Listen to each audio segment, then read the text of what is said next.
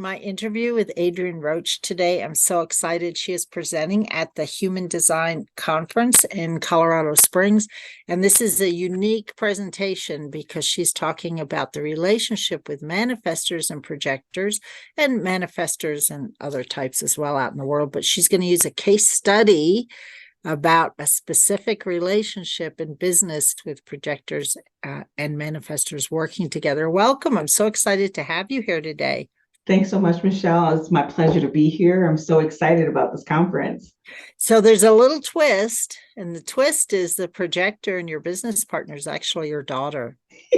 Yes. So does that make the whole thing even more complicated, I presume? Well, really, I would say interestingly enough, because we have both been studying human design for such a long time, one would think that that would complicate the relationship. We actually typically don't lead with that information because there's a lot of assumptions that people have about a parent and a child relationship. And I will say that studying human design in a lot of ways has blurred a lot of those lines for us. It's really funny to see us work together. It's very hard to tell who's in charge because I don't know. We're partners, so neither of us is actually in charge, but we both play our parts. So I would say that with the knowledge of human design, it is actually uncomplicated that mother-daughter relationship. And it's really excellent to be able to look at another adult in the room who knows themselves and loves themselves enough to respect themselves and stand up for themselves. So for me, it has turned the parent-child relationship on its head for me because I've never had a relationship like this with either of my parents. Yeah, right. And that's magical, right? Yeah. So manifestors are, maybe I'm alone in this, but you tell me, are the most kind of confusing type for me personally. Yeah. I'm a manifesting generator, so I've got some of that in me, right? Yeah. So talk to me just a little bit about why is that for me? Like, let's just take my own personal experience. Why is that? Tell me what insight you might have. I would say, well, one of the reasons why manifestors will be so confusing is partially because of our aura. The aura is, I call it like the opaque aura. You can't really see what's going on inside. So weird things are happening. They come out and they seem like they come from nowhere. And I think that that's one of the most confusing things about manifestors. The other confusing thing is, I think that the size of our energy output is so variable. And I think that that's one of the things that's you see in a manifesting generator, the variability of size of energy. When I say size of energy, like output.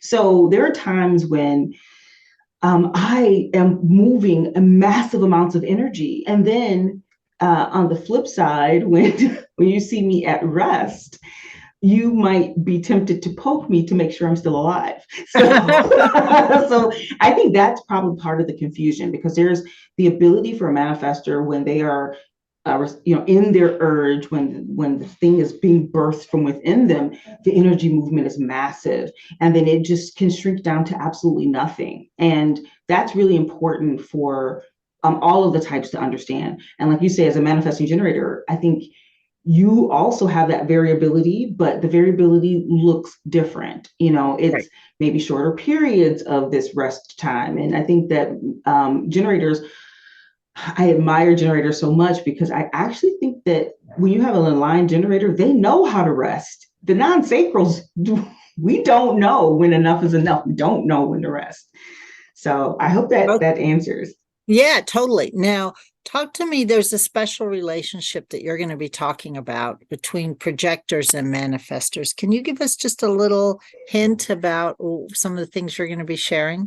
Yeah. Well, here's my favorite thing is particularly for manifestors.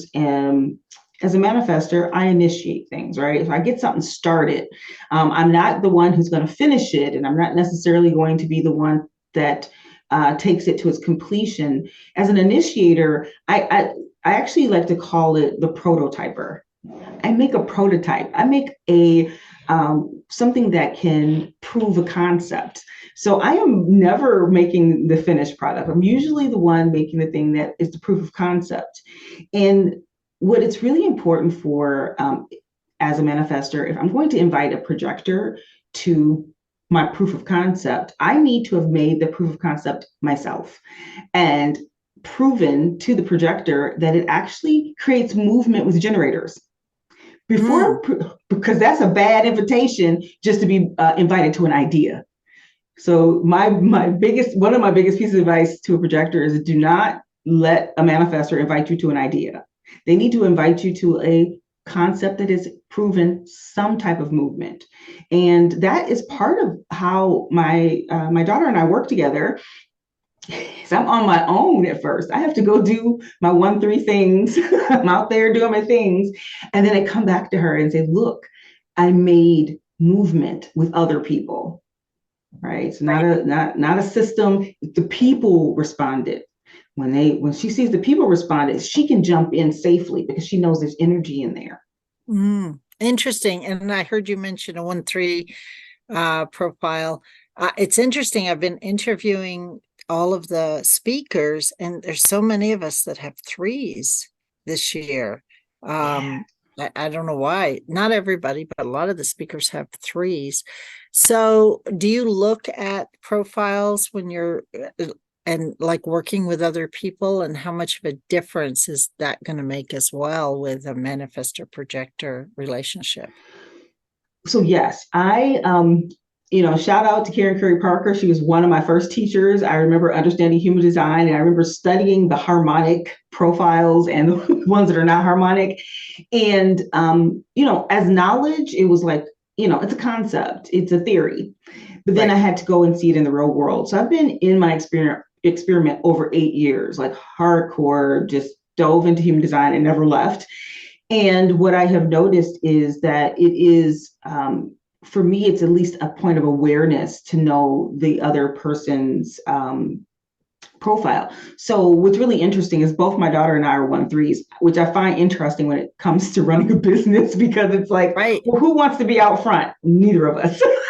Right. But I take the fall for it. I can do this because there are certain parts of my chart that allow me to do so. But when working with others, so like we have people who are in our platform right now, and there's a variation of different profiles, we have to be very respectful of those different profiles, and then actually, in a lot of ways, modify how we deal with people based on that profile. Like if I'm dealing with someone who's transpersonal, who has like a 5 or a 6 as their first number, I recognize some cool things about that person. One, they have eyes on them.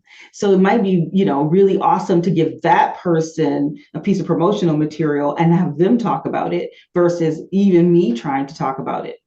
So it's like you can really tap into other people's gifts if you can understand profile. Nice. And that's really good for team building, but I also heard you say for your client relationship, which is interesting. Now you're in a unique position where you know your clients' charts often, right? Not all of us have that opportunity to say, oh, by the way, what's your chart, right? Right. Some will offer it up, but others don't understand human design yet. It's Yes. growing like leaps and bounds. So what is one last thing you'd like to share with our audience today? What would I like to share? Well, I think that when you are approaching human design, to put the experiment above everything else. You mentioned that there's so many people with third line profiles at this conference, and I think that the overarching message for the entire conference then is the experiment, to experience, to try things out, and to give yourself time for the experiment. I've just really quickly, I've been sleeping alone most of my adult life, and it was before I knew human design. But once I learned human design, it really, one, it made sense, but two, I experimented a little and tried to sleep with someone. It was terrible.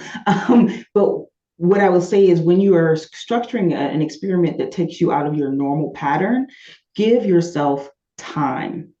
And for me, the time is roughly 40 days. Like if you can do an experiment for 40 days, you get a lot of information. So for all of our emotional folks, you're going to get a lot of data for your clarity. For people who aren't necessarily emotional, you're going to get like a reinforcement of what's what. So giving yourself ample time in the experiment and trying new things, like step out of the old pattern and recognize, listen, it's not that serious. That's, the other third line thing I can think about. It's like we make mistakes, we fall down. It's a little bit of play and laugh a lot, because laughter is one of the things that human design gave me back. I've always laughed my whole life, but boy, life is hilarious.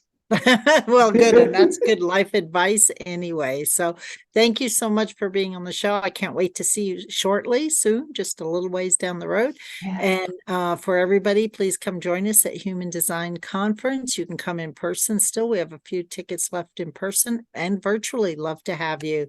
Thank you so much, Adrienne. Thank you.